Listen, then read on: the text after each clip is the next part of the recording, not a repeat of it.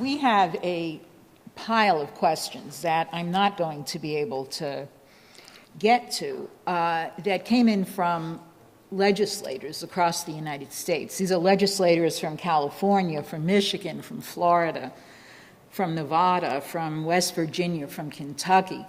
And in just about every case, one of the things that they do always express is, first of all, the fact that they had worked during the course of the last 2 years for the HBPA, and that they intend to continue to work for that measure.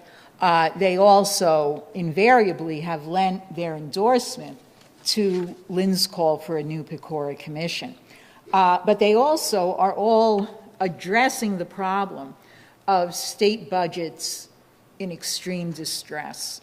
And Lynn, because California is the biggest problem in this regard, I'll read you just one question along these lines, and you can either answer it specifically or generally as you wish.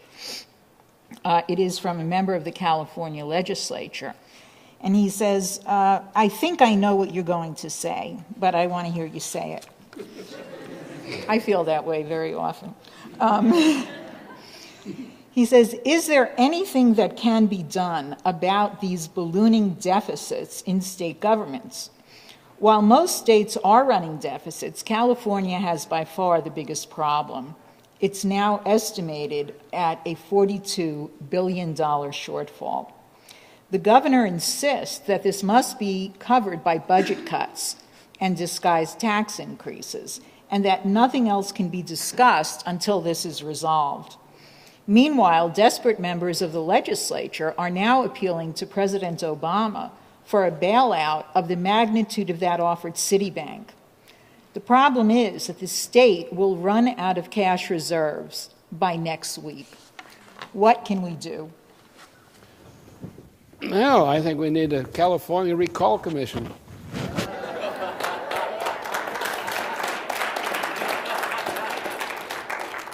I think the popularity of the governor is at a low point about this time.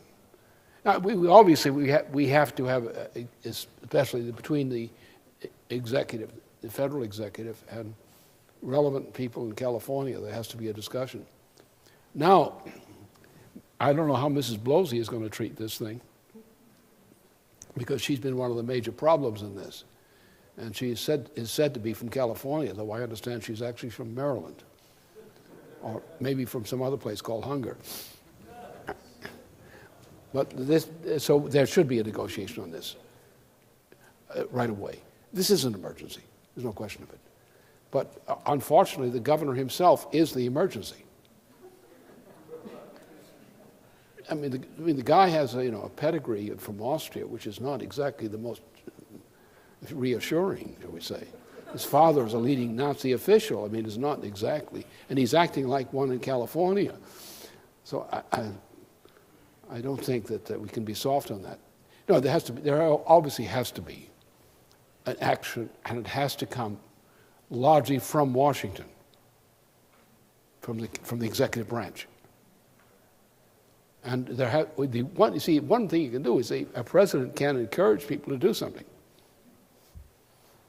Even if he can't do it himself, he says, you do it and I'll back you up, I'll support you. And I think this is one of those cases. We cannot have California sliding off like the fault into the Pacific Ocean. We can throw the governor into the ocean if the fish don't object too much. But no, obviously, I'm very serious about that. We have to do something. And the point is to make it clear that we intend to do something. And I think also a number of measures simultaneously unleashed, such as an immediate recall motion for the governor. That is a minimum thing that has to be started. And then gestures of goodwill.